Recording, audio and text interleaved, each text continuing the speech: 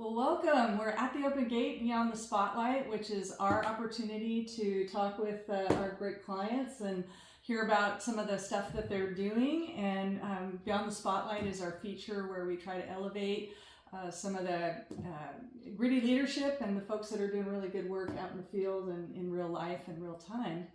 And so joining me today from Jefferson County Public Utility District, I have Mike Daly, our finance director, and Jimmy Scarborough, the electrical engineering manager. So welcome both. Thank you. Thank you. Yeah, glad you, and again, thank you for taking the time out. And so what we wanted to explore this time is, we talk a lot about leadership competencies, and one of those is called understanding others. And in our time together, in our workout groups, I've gotten to notice that both of you really seem to have some real talent for that. And so I wanted to explore that with both of you together a little bit. And so just to give our listeners a little sense of what understanding others means, it's a leadership competency that means we understand why people in groups do what they do.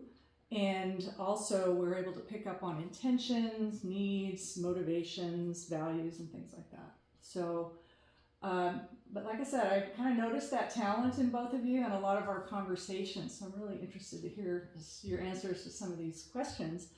But again, I think it's leadership competency that we don't think about an awful lot. And so I'm curious, how does that play out in your days? And how do you see understanding others through the lens of your daily work and the people that you work with? And Mike, I'll let you start if you'd like. Just understanding is working with, different people, different backgrounds, and just trying to, with working in finance, making sure people understand where the numbers are coming from, why we have to do what we have to do. There's certain things that we need from other departments. We work a lot with Jimmy's team and just understanding the needs of others groups and understanding why we have to have what we do. So it's just that whole always understanding not only the group dynamics, but also the dynamics of working with others. Yeah. And do you find you're conscious of that, or try to be? Sometimes I think it's one of those things I just kind of been doing it long enough that it kind of falls in to play. So you don't really think about it too much. Yeah. You just kind of go with it every day and just understanding and working with others, trying to help them understand the processes and procedures. Yeah. And Jimmy, how about you? How does it play out in your day? And kind of echoing Mike a little bit, but some of it's, the old saying, put yourself in somebody else's shoes and try to get to maybe through their lens, what they're seeing. When it comes to engineering stuff, I can adapt to that pretty quickly, but if you work with the finance team, talking to them, like getting a better understanding why they need that information or whatever from our team. And once we have, a common goal, it's real easy to, broadcast to a larger group or a team and work together. Right. So it's just trying to understand where somebody else is coming from and what their needs are. Yeah.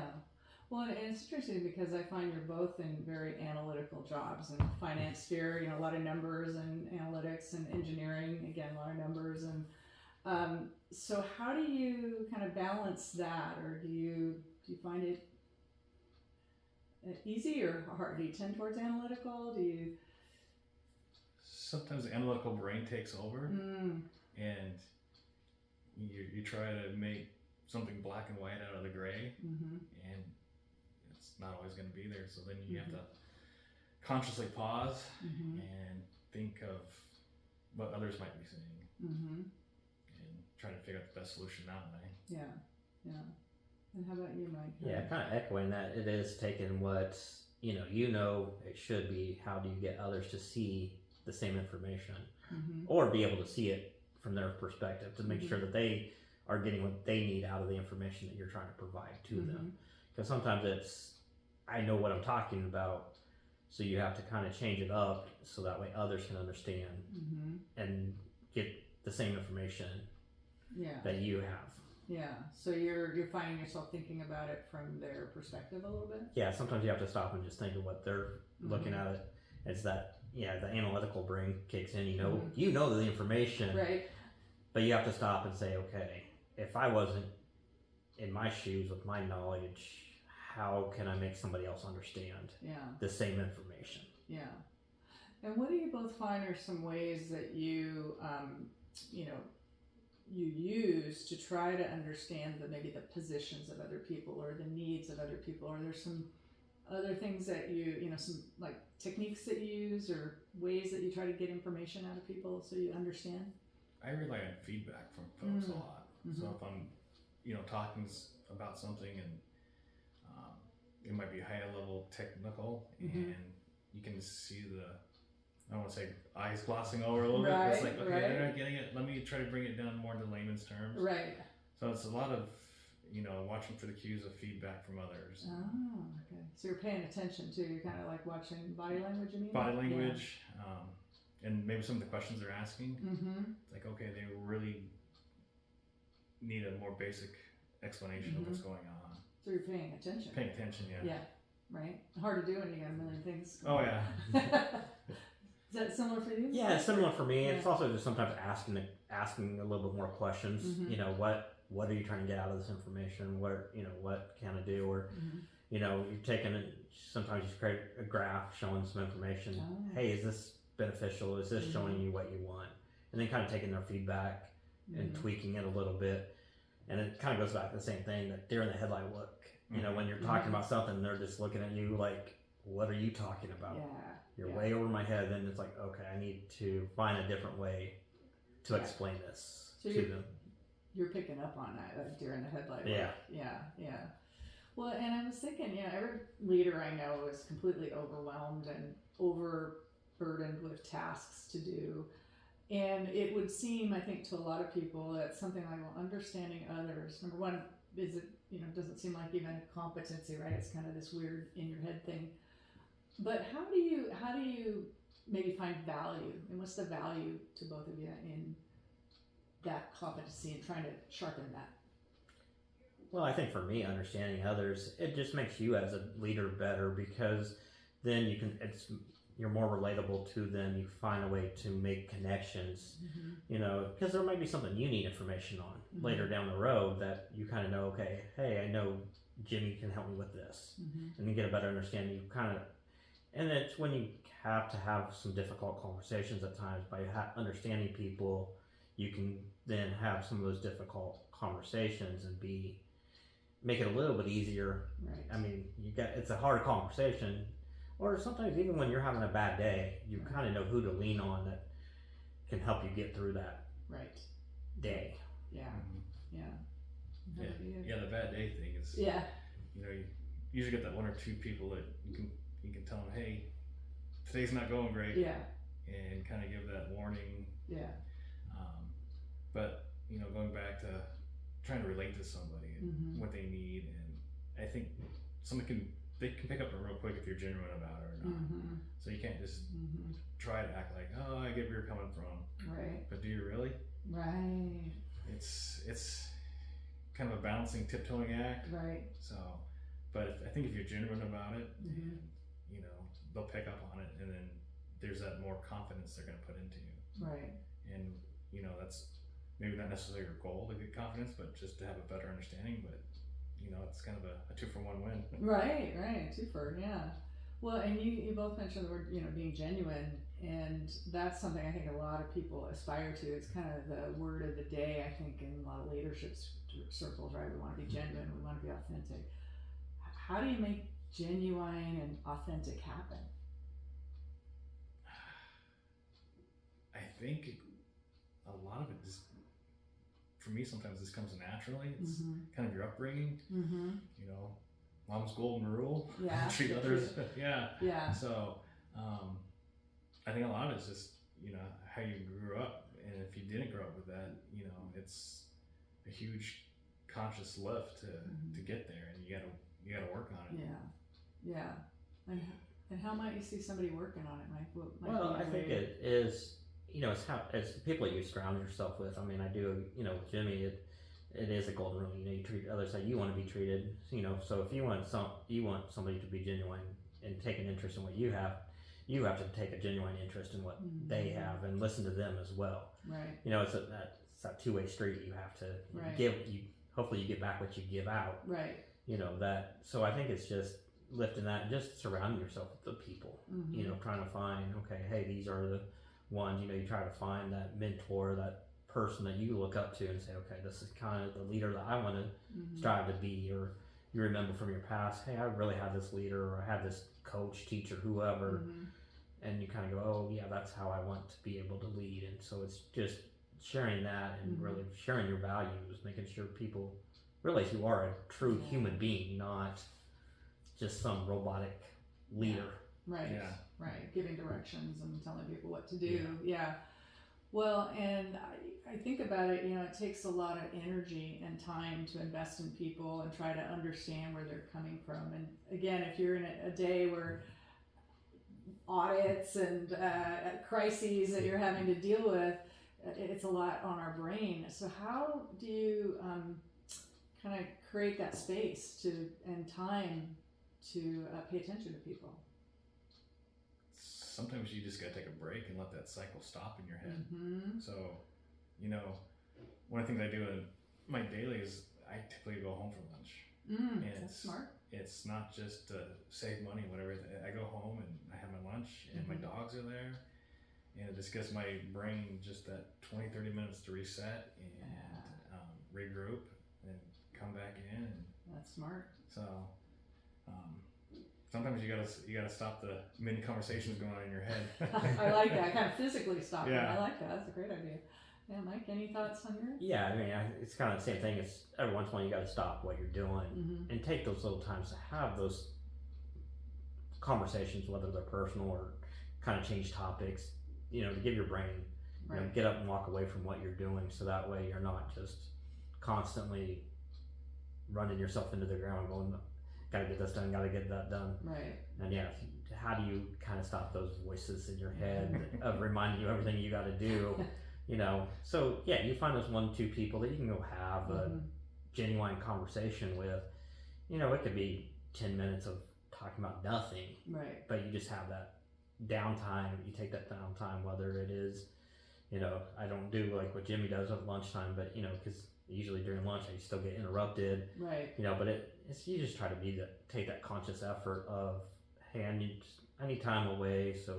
You have to take time away from your desk every once in a while. Go talk to a coworker, go talk to somebody else about, just go check in with them just to get away from everything. Right. A good old water cooler meeting. Right.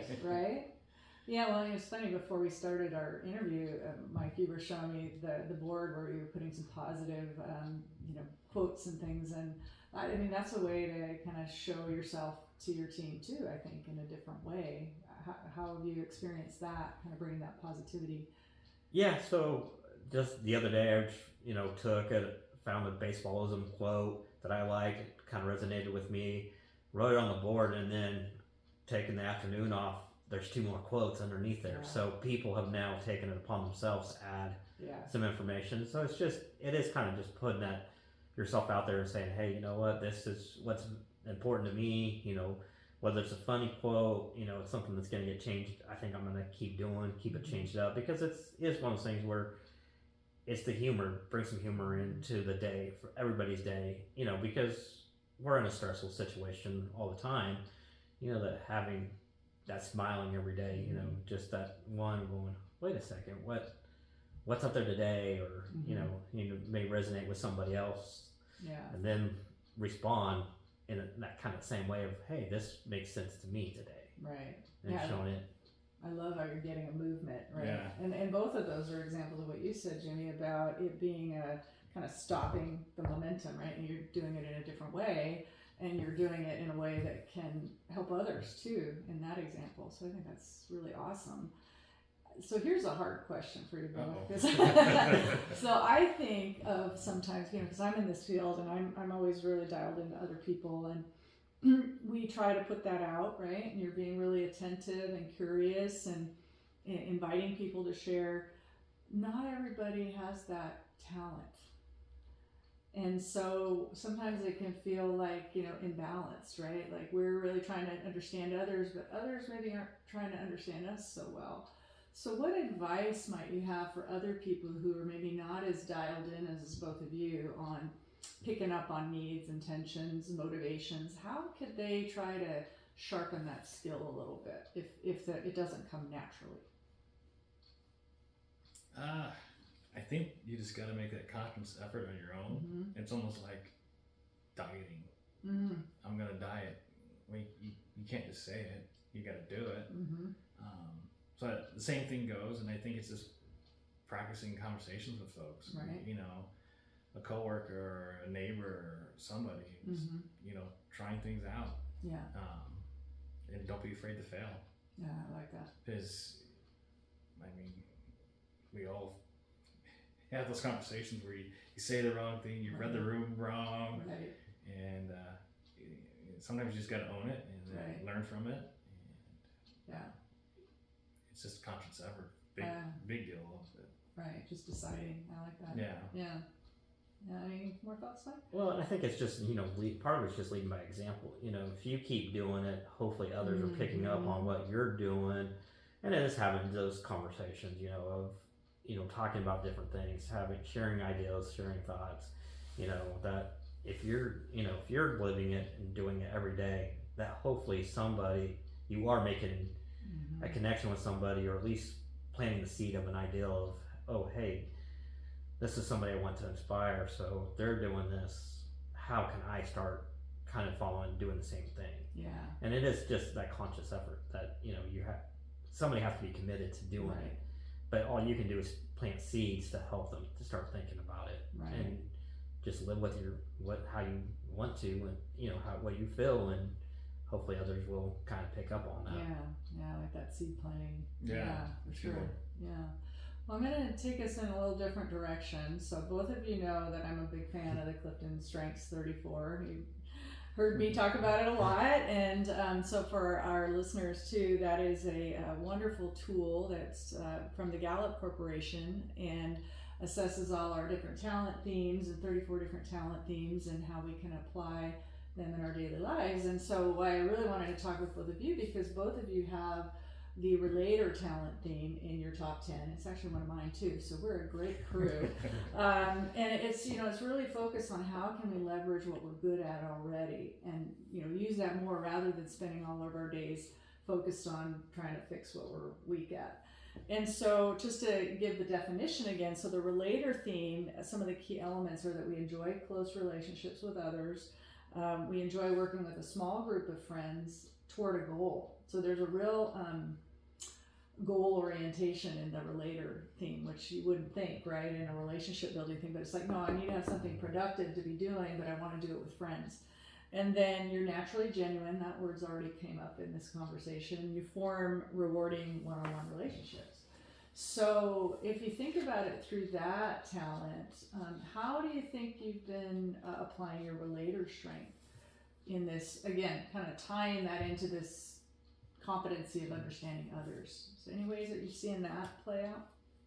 Well, I think for me, it's the relating, it's sharing personal experiences with others, with coworkers, to show them that you are a genuine, real person, that, hey, I didn't just get the position I'm in. I had to work my way up, and some of the things you're going through, I've gone through, and it's not even work related, it's family related. It's, there's different things where, you can relate to them on a different basis, and it earns respect from both sides, because then they're not just always seeing you as a boss or as a coworker. They're seeing you as that genuine person. So when you do have to have conversations with them, they take it a little bit more to heart than, oh, it's just Mike talking again, or it's just Jimmy talking again. That they're just running at the mouth. They're just doing this because they have to, because they're the leaders. Right. Oh no, somebody that actually is concerned about my well-being, about where I want to go, my goals and work life, whatever it may be, that you're relating to them and show them that, hey, I've been through that. I know what you're doing. Yeah. Awesome. Any more thoughts, Yeah, Jimmy? I think maybe to add on to that is, talking to folks, talk about some of your background and, some of the things you've experienced in life.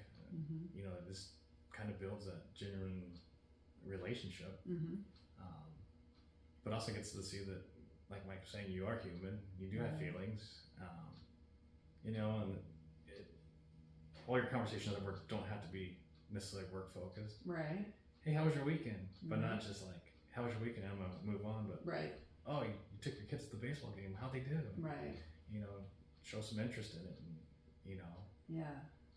Are you both good at remembering then? Like, you know, someone tells you that, do you remember it kind of later, or? My memory's not as great. but you know, something will trigger it. Yeah.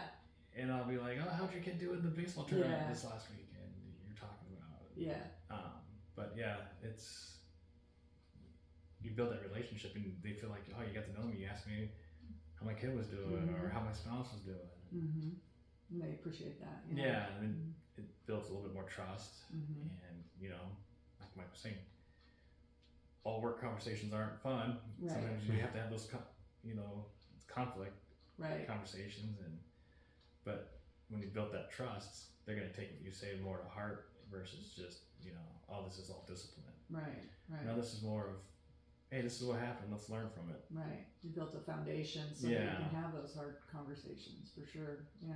Any other thoughts, Mike? Yeah, I think, you know, I'm kind of like with Jimmy, you know, I don't remember everything right away, but something will trigger, and it is just a good way. It is hard, but then it's also, you can kind of pick up when maybe one of your employees or a coworker is having a bad day and kind of go, okay, what can I do to go help them, you know, or, you know, is there something I can do to kind of isolate them? Maybe they need some time away from everybody else, or, you know, step in and be able to help. You know, it helps with those hard conversations, but when you're building that relationship up and building that trust, but also at the same time, they know that you're somebody they can come talk to when they're having and it doesn't have to be a work related issue. It can be a home issue, something outside that, you know, that they just need to share. They need to just talk about something that you'll listen to them and not judge them for what they're telling you, or not go share it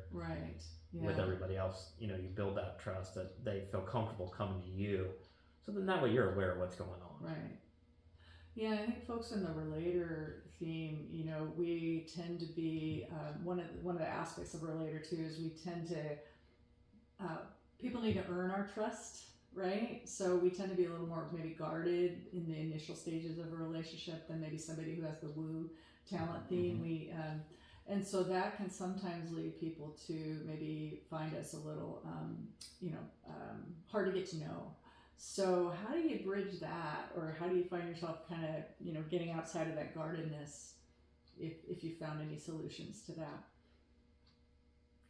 Well, I think it is just starting to have some conversations, because it is, you know, kind of, you don't want to, you know, what do I share, what do I don't share type Especially situation. As a leader, you know, and you find something that you can kind of, that you have similar interests in, or something that kind of relate.